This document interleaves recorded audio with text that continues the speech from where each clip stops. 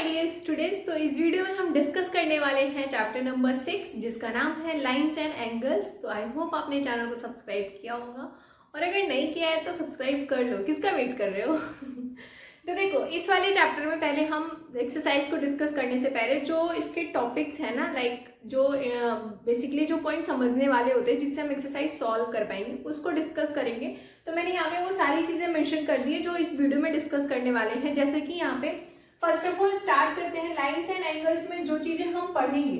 Point क्या होता है, प्लेन क्या होता है, लाइन, फिर लाइन सेगमेंट, रे, कोलिनियर नॉन कोलिनियर पॉइंट्स क्या होते हैं, open and simple closed figure, angle और उसके टाइप्स क्या होते हैं, फिर एंगल का रिलेशन जैसे कि एडसेंट एंगल्स क्या होता है, ऑपोजिट वर्टिकली अपोजिट एंगल्स क्या होता है, लीनियर पेयर ऑफ एंगल क्या होते हैं, फिर उसके साथ लास्ट में इंटरसेक्टिंग एंड पैरेलल लाइंस को डिस्कस करने वाले हैं। सो एक एक करके हम उसको डिस्कस करते हैं और फिर उसके बाद एक्सरसाइज को सॉल्व करेंगे। ठीक है, तो बने रहें चैनल पे। बात करें पॉइंट की, तो पॉइंट हमें एक तरीके से एग्जैक्ट लोकेशन बताता है किसी भी ऑब्जेक्ट की। इसकी कोई लेंथ नहीं होती, कोई ब्रेड्थ नहीं होती, ना ही कोई थिकनेस होती है। ठीक है, तो इसको रिप्रेजेंट कैसे करते हैं, हम डॉट के थ्रू इसको रिप्रेजेंट करते हैं। तो डेफिनेशन क्या लिखा है मैंने, point marks a location of an object and has no length, breadth and thickness. इसको रिप्रेजेंट करते हैं हम डॉट की हेल्प से। जैसे यहाँ पे पॉइंट ए कैपिटल लेटर से, पॉइंट बी, पॉइंट सी, इस तरीके से हमें जो है इसको रिप्रेजेंट करना होता है। नेक्स्ट जो है टॉपिक है प्लेन। प्लेन क्या होता है, एक फ्लैट सरफेस होता है जिसको हम एक्सटेंड कर सकते हैं किसी भी डायरेक्शन में इनफाइनाइट तक। ठीक है, एग्जाम्पल ले लो शीट ऑफ पेपर।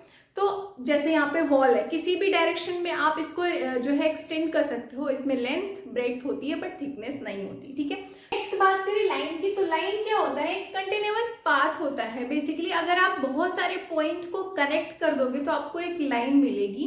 तो यहाँ पे वही लिखा है, line is a continuous collection of point that form a straight line. जैसे मैंने यहाँ पे बहुत सारे पॉइंट बना दिए, अब अगर इसको मैं कनेक्ट कर रही हूँ तो आपको एक लाइन मिलती हुई दिख रही होगी। इसको आप किसी भी डायरेक्शन में, दोनों डायरेक्शन में, चाहे तो आप इधर से एक्सटेंड कर दो, चाहे तो इधर से एक्सटेंड कर दो, इसका कोई भी एग्जैक्ट जो है फिक्स्ड पॉइंट नहीं होता है। यहाँ पे लिखा है it has no end point and ना ही स्टार्टिंग पॉइंट होता है ना ही एंडिंग पॉइंट होता है। दोनों तरफ से आप एंडलेसली इसको एक्सटेंड कर सकते हो।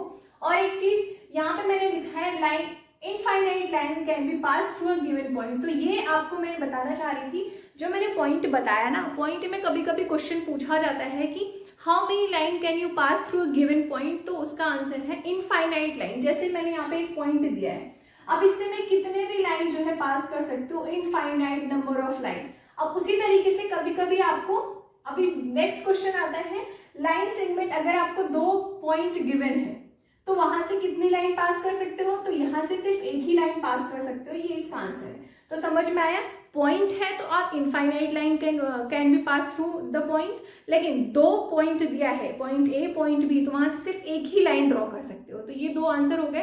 तो ये लाइन की डेफिनेशन हो गई। आई होप आपको ये क्लियर हुआ होगा। Line is a continuous collection of a point that form a straight path. It can be extend infinitely, it has no end point, नहीं एंड पॉइंट है स्टार्टिंग का कह सकते हो क्योंकि स्टार्ट यहाँ से हो, लेकिन आप यहाँ से भी एक्सटेंड कर सकते हो, यहाँ से भी। And it has no point, infinite line can be pass through the given point. जैसे कि लाइंस ऑफ लैटिट्यूड, तो एग्जांपल में आप लाइन के लिख सकते हो कि लैटिट्यूड कहीं खत्म ही नहीं हो रहा है वो। ठीक है, दोनों तरफ से आप एक्सटेंड कर सकते हो ना, क्योंकि लैटिट्यूड जो होता है वो इमेजिनरी लाइन होता है। तो इमेजिन तो कुछ भी कर सकते हो, इमेजिन तो हम अंबानी के घर में पैदा हो, ये भी कर सकते हैं। ठीक है, तो अब नेक्स्ट टॉपिक आता है लाइन सेगमेंट। तो जो लाइन सेगमेंट होता है वो पार्ट होता है लाइन का। अब एक चीज और, लाइन को हम कैसे बनाते हैं, जैसे यहाँ पे मैंने दिया, ये एक लाइन को ड्रॉ करने का तरीका है। ठीक है, लाइन को हम इस तरीके से बनाते हैं। यहाँ पे दो पॉइंट होता है A and B. Line segment, it is a part of line which has fixed starting and ending point. Line जो है आपको स्टार्टिंग पॉइंट बताया रहेगा और एंडिंग पॉइंट बताया रहेगा। तो इसका ये कहने का मतलब है डेफिनेट लेंथ होती है। जैसे कि यहाँ पे इसकी लेंथ, इसको हम मेजर करेंगे तो हमें पता है ये लाइन सेगमेंट हो गया। तो एग्जांपल में क्या लिखोगे, edge of sheet of paper, side of triangle, square, जो भी मतलब शेप ले लो, उनका तो फिक्स्ड जो है लाइन है ना। तो line segment which is a part of line and it has starting and ending point, that's it. So now next topic discuss करते हैं रे। It is a part of line जिसमें सिर्फ और सिर्फ स्टार्टिंग पॉइंट पता है लेकिन एंडिंग पॉइंट नहीं पता है। जैसे एग्जांपल ले लो सन की जो धूप आती है, जो रेज आती है, स्टार्टिंग तो पता है आपको, सोर्स तो पता है कि सन से आ रही है, लेकिन एंड कहाँ तक हो रही है हमें नहीं पता। तो rays it is a part of line with a fix starting point and extend infinitely in other direction, दूसरे डायरेक्शन वो एक्सटेंड हो रही है। So light, flash light, rays of sun, projector की लाइट, तो टॉर्च की लाइट, तो इस तरीके से आप कंसीडर कर सकते हो रे की। तो इसको हम बनाते कैसे हैं, जैसे यहाँ पे स्टार्ट हो रहा है तो इस तरीके से हम रे को रिप्रेजेंट करते हैं पॉइंट ए, और हमें ये नहीं पता कहाँ तक जाएगी, ठीक है। नेक्स्ट टॉपिक है collinear and non collinear point. Collinear मतलब 3 और मोर देन 3 पॉइंट्स अगर सिर्फ एक लाइन में है, मतलब उन पॉइंट को अगर आप ज्वाइन करते हो तो आपको स्ट्रेट लाइन मिल रही है, तो इसका मतलब है कोलिनियर पॉइंट है। अब जस्ट इसका ऑपोजिट कि अगर उनको ज्वाइन करने पे स्ट्रेट लाइन नहीं मिल रही तो इसका मतलब है नॉन कोलिनियर है। सो एग्जाम्पल यहीं पे डेफिनेशन 3 और more points in a plane which can be joined by straight line. जैसे मैंने यहाँ पे ए बी सी डी इस बनाया, इस तरीके से ज्वाइन किया तो मुझे स्ट्रेट लाइन मिल गया है, ठीक है। A B C D E इन 5 पॉइंट को मिलाया तो हमें स्ट्रेट लाइन मिली, ये तो कोलिनियर हो गया। Non collinear A, point B, point C, point D, अब इनको ज्वाइन करने पे आपको क्या मिल रहा है, स्ट्रेट लाइन मिल रहा है क्या, नहीं, तो इसका मतलब ये नॉन कोलिनियर है और ये कोलिनियर। बात करें ओपन फिगर की, तो ओपन फिगर वो फिगर होता है जिसमें स्टार्टिंग और एंडिंग पॉइंट जो है वो सेम नहीं होते, उसको हम ओपन फिगर बोलते हैं। एंड जस्ट उसका ऑपोजिट क्लोज्ड फिगर क्या होता है, जहाँ पे स्टार्टिंग और एंडिंग पॉइंट सेम होता है बट जो लाइन होती है वो इंटरसेक्ट नहीं करती, इसका मतलब है क्लोज्ड बाउंड्री होती है। सो सिंपल सी डेफिनेशन है, an open figure is a figure that starts at a point and but does not and at the same point. जैसे कि यहाँ पे अब ये कोई भी ले लो यहाँ पे, तो ये ओपन फिगर हो गया, मैंने एक तरीके से बना दिया। क्लोज फिगर वही है जिसका स्टार्टिंग और एंडिंग पॉइंट जो है सेम है, जैसे कि यहाँ पे एक तरीके से मैंने बना दिया, ये कोई फिगर बना दिया, तो स्टार्टिंग और एंडिंग पॉइंट सेम है बट यहाँ पे जो है इसका जो ये लाइन है वो इंटरसेक्ट नहीं कर रही। अब इसी में एक चीज और पूछा जाता है, कोई भी पॉइंट है, लेट्स से यहाँ पे पॉइंट P, पॉइंट Q और यहाँ पे पॉइंट एक तरीके से पॉइंट मैंने R बना दिया, ठीक है। तो पूछा जाता है कि पॉइंट Q कहाँ लाई कर रहा है, पॉइंट P कहाँ लाई कर रहा है, पॉइंट R। तो जब भी कोई भी पॉइंट फिगर के अंदर है तो उसको हम बोलेंगे इंटीरियर है, ठीक है। कोई भी पॉइंट फिगर के बाहर है तो हम बोलेंगे एक्सटीरियर है। लेकिन कोई भी पॉइंट अगर बाउंड्री पे है ना, जैसे कि यहाँ पे पॉइंट R है तो हम बोलेंगे ऑन इट्स बाउंड्री, ठीक है, on the line of AB, इस तरीके से बोलेंगे, राइट। आई होप आपको ये क्लियर हुआ होगा, ठीक है। बात करें एंगल्स की, तो एंगल क्या होता है, जब भी कोई भी रेज अगर एक पॉइंट से स्टार्ट हो रही है तो अलग अलग डायरेक्शन में जा रही है तो वो एंगल को फ्रेम करती है, राइट।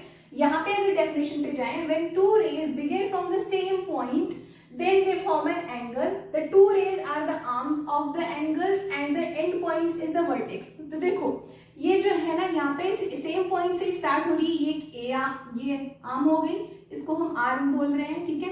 ये भी आर्म हो गई, दो अलग अलग डायरेक्शन में जा रही है, तो ये जो बन रहा है इसको हम एंगल बोलते हैं, ठीक है। और ये जो पॉइंट होता है इसको हम वर्टेक्स बोलते हैं। बहुत ही इजी सी डेफिनेशन है। When the two rays begin from the same point, then they form an angle, उसको हम एंगल बोलते हैं, और दोनों रेज हैं उसको हम आर्म बोलते हैं, और जहाँ से स्टार्ट हो रही है उसको वर्टेक्स बोलते हैं। बात करें टाइप्स ऑफ एंगल्स की, तो यहाँ पे acute angle, obtuse angle, right angle, reflex angle, straight angle and complete angle. देखो एक्यूट एंगल वो एंगल होता है जिसकी डिग्री लेस देन 90 डिग्री से छोटे एंगल को हम एक्यूट एंगल बोलते हैं। इसको बनाते कैसे हैं, तो यहाँ पे अगर मैंने इस तरीके से बनाया तो इसको हम एक्यूट एंगल बोलेंगे, ठीक है। तो आप कुछ भी ले लो, यहाँ पे 0 से लेके 90 से छोटे 70, 30, 40, 45, ये सारी चीजें, सारे एंगल जो है वो एक्यूट एंगल है। नेक्स्ट आता है ऑब्ट्यूज एंगल। ऑब्ट्यूज एंगल क्या होता है, 90 से ग्रेटर होना चाहिए लेकिन 180 से छोटा होना चाहिए, ठीक है। तो जैसे यहाँ पे मैंने ये बनाया, इस तरीके से जो है, इस तरीके का एंगल अगर आपको दिख रहा है तो ये है ऑब्ट्यूज एंगल। राइट एंगल क्या होता है, स्ट्रेट लाइन जो होता है उसको हम राइट एंगल बोलते हैं।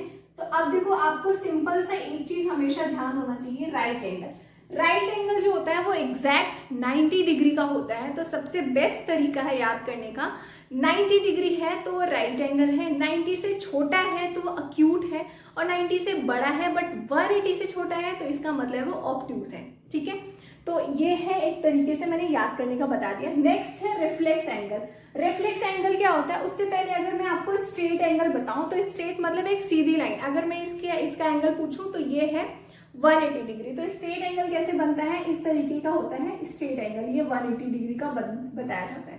रिफ्लेक्स एंगल की बात करें तो 180 से 360 के बीच में रिफ्लेक्स एंगल बोला जाता है। जैसे मैंने यहाँ पे बनाया इस तरीके से, ये जो है ये जो एंगल होगा ना वो रिफ्लेक्स एंगल, हमेशा तो आपको बाहर से ही पूछा जाएगा ये वाला एंगल बताओ, क्योंकि ये वाला एंगल तो एक तरीके से ऑब्ट्यूज हो जाएगा क्योंकि 90 से बिगर है। ठीक है, लेकिन ये वाला एंगल रिफ्लेक्स एंगल हो जाएगा, क्यों, क्योंकि 180 और 360 के बीच में। तो रिफ्लेक्स एंगल क्या होता है, 180 से 360 के बीच में रिफ्लेक्स एंगल होता है। स्ट्रेट एंगल 180 डिग्री होता है, और कंप्लीट एंगल तो आपको पता ही है 360 डिग्री का कंप्लीट एंगल होता है, तो मतलब एक सर्कल एक तरीके से। ठीक है, सो ये था टाइप्स ऑफ एंगल्स। बात करते हैं कॉम्प्लीमेंट्री एंगल की। कॉम्प्लीमेंट्री एंगल क्या होता है, आपको दो एंगल गिवन होगा, अगर उन दोनों का सम 90 डिग्री हो रहा है तो उसको हम बोलेंगे कॉम्प्लीमेंट्री एंगल है। इसी तरीके से सप्लीमेंट्री एंगल की अगर बात करें तो दो एंगल गिवन होता है जिसका सम अगर 180 डिग्री आ रहा है तो उसको हम बोलेंगे सप्लीमेंट्री एंगल है। बहुत ही इजी है, जैसे यहाँ पे एक एंगल आपको एक तरीके से 60 डिग्री दे दिया गया, अभी 60 तो नहीं है एग्जैक्ट, 60 दे दिया गया, तो दूसरा एंगल जाहिर सी बात है 30 डिग्री का होगा, तभी वो कॉम्प्लीमेंट्री एंगल है। तो ऐसे क्वेश्चन आते हैं, आपको एक एंगल की वैल्यू बता दी जाएगी, दूसरे की पूछ ली जाएगी, तो आपको सिंपली 90 में से सब्ट्रैक्ट कर देना है। समटाइम्स क्या होता है, दोनों एंगल की वैल्यू दी होती है, जैसे यहाँ पे एक एंगल इन्होंने दे दिया, लेट्स से मैंने दे दिया यहाँ पे एक एंगल 70 डिग्री का और दूसरा मैंने दे दिया 40 डिग्री का, तो क्या ये कॉम्प्लीमेंट्री है? 70 प्लस 40 करोगे तो ये हो रहा है 110, तो ये तो कॉम्प्लीमेंट्री नहीं है, तो इसका मतलब है इसका आंसर नो हो जाएगा। तो इस तरीके के क्वेश्चन आते हैं। सिंपली आपको कॉम्प्लीमेंट्री 90 डिग्री याद रखना है और सप्लीमेंट्री का 180 डिग्री। अब इसमें कैसे क्वेश्चन आते हैं, एक आपको 70 दे दिया जाएगा और एक दे दिया जाएगा यहाँ पे 110, तो इसका मतलब ये दोनों सप्लीमेंट्री है। कभी कभी एक 80 दे दिया जाएगा और यहाँ पे एक जो है लेट से यहाँ पे 110 ही दे दिया, तो ये तो ज्यादा हो रहा है, तो इसका मतलब है सप्लीमेंट्री एंगल नहीं है। तो इस वीडियो में इतना ही। नेक्स्ट वीडियो में हम एंगल और रिलेशन करेंगे, उसके बाद जो भी एक्सियम के थ्योरी वगैरह दी गई उसको डिस्कस करेंगे। प्लीज चैनल को सब्सक्राइब करना और वीडियो को लाइक भी करना। ठीक है, बाय बाय।